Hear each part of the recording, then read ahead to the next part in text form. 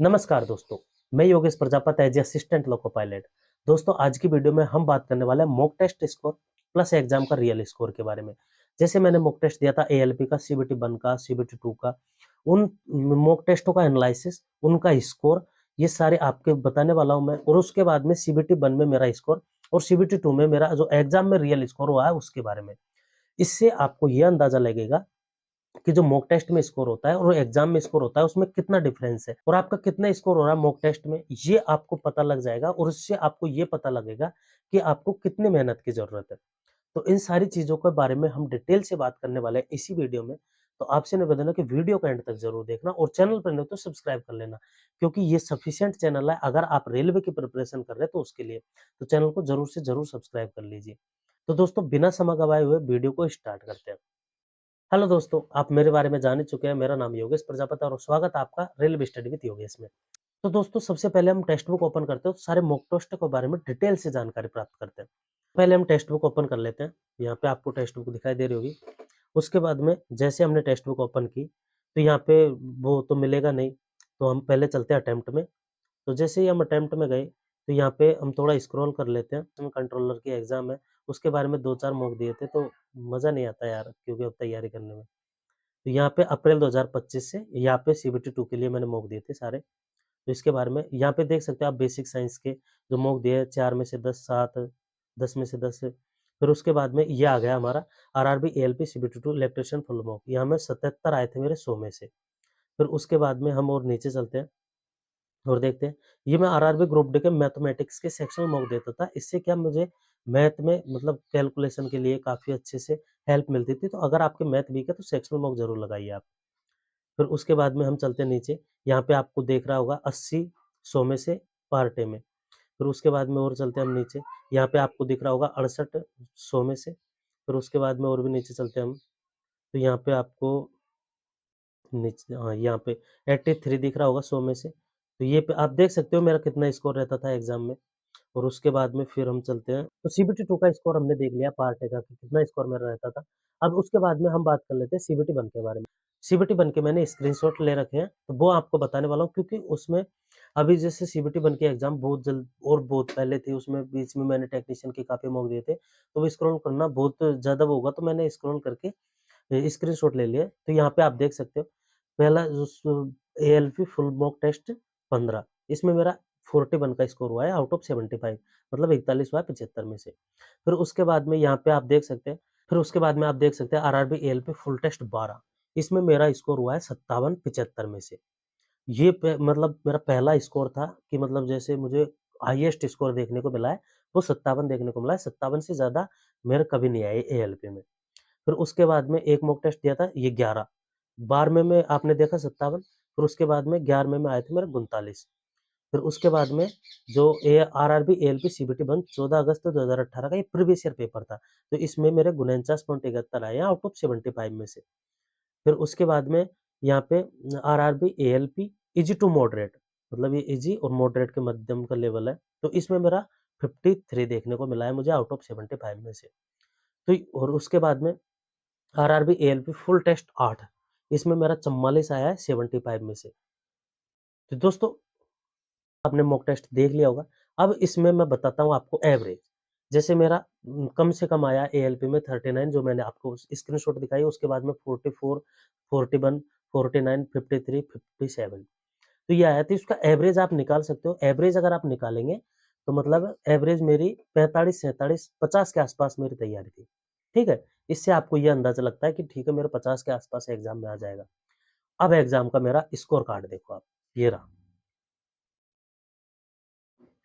62.15, मतलब 62.15 out of 75। अब इसमें जो आंसर की है, मतलब जो मैंने क्वेश्चंस अटेम्प्ट किए थे वो 67 अटेम्प्ट किए थे उसमें। तो उसमें क्या मतलब है, जैसे 2-3 क्वेश्चंस थे, वो मतलब जो क्वेश्चंस थे ना उनके हिसाब से मैंने सही किया उनको, तभी मेरा इतना स्कोर हुआ है। उनके हिसाब से मैंने सही किया, लेकिन आरआरबी ने उन क्वेश्चनों को डिलीट किया है, तो इस वजह से मेरा स्कोर बढ़ा है। तो इस वजह से मेरा स्कोर बढ़ा है। पहले आंसर की में मेरा स्कोर था 56 पॉइंट कुछ था मेरा, 56 के आसपास था। 56 या 57 मुझे कंफर्म नहीं है, मैं स्क्रीनशॉट यहाँ पे लगा रहा हूँ, ये देख लो आप। तो इसमें आप देख सकते हो क्योंकि मेरे 3 से 4 क्वेश्चन्स थे ना, वो मतलब आरआरबी ने गलत निकाले हैं, मतलब जो क्वेश्चन्स बनाए थे वो भी गलत थे। उसमें मेरे हिसाब से मैंने सही किया तो इस वज़ह से बढ़ के स्कोर 62 आया मेरा आउट ऑफ 75 में से। तो आप इतना देख सकते हो कि मतलब जो मॉक टेस्ट में देता था, उसके हिसाब से ही मेरा स्कोर हुआ है। तो जैसे मैंने मॉक टेस्ट दिया, तो उसके हिसाब से आप खुद अंदाज़ा लगाओ कि मेरा मतलब मॉक से रियल एग्ज़ाम में स्कोर कितना बढ़ा है। तो भाई ये डेफ़िनेटली सभी का बढ़ता है। तो ये आप बिल्कुल अपना मन से वहम निकाल दीजिए कि अगर आपके 35 आ रहे हैं, तो एग्ज़ाम में डेफ़िनेटली आप 40 प्लस स्कोर आप कर सकते हैं। 40-45 के आस-पास आपका स्कोर रहेगा क्योंकि मॉक टेस्ट में ऐसे-ऐसे क्वेश्चन्स पूछे जाते हैं, मतलब 4-5 क्वेश्चन्स तो ऐसे होते हैं जिनका सिलेबस में हमने कभी पढ़ा नहीं है। एग्ज़ाम में कम से कम हमें पढ़े-पढ़े क्वेश्चन्स लगते हैं, तो इस वज़ह से एग्ज़ाम में स्कोर थोड़ा ज़्यादा ही होता है। 1-2 नंबर, 2-3 नंबर, 4-5 नंबर आपका ज़्यादा ही होता है। तो आप देख सकते हो सीबीटी 1 में। अब उसके बाद में सीबीटी 2 में आपको बताया मैंने 67, 68 और 77, 80, 81, 80, 81 तो आप ये देख सकते हो कि इसमें अगर आप एवरेज निकालेंगे तो आपका एवरेज आ रहा है मेरा 75 के आस-पास आप मान सकते हो। एग्ज़ाम में मेरा हुआ है 78.51 ये मेरा एग्ज़ाम का स्कोर है सीबीटी 2 का आप यहाँ पे देख सकते हो। तो इससे आप ये अंदाज़ा लगा सकते हैं कि जैसे 75 में से आपका हाईएस्ट आ गए 60 आप मान सकते हो। तो डेफ़िनेटली आपकी तैयारी काफ़ी अच्छी है। आपको मतलब ज़्यादा टेंशन लेने की ज़रूरत नहीं है। आप अपनी तैयारी है उसको कंटिन्यूटी बनाए रखिए बस।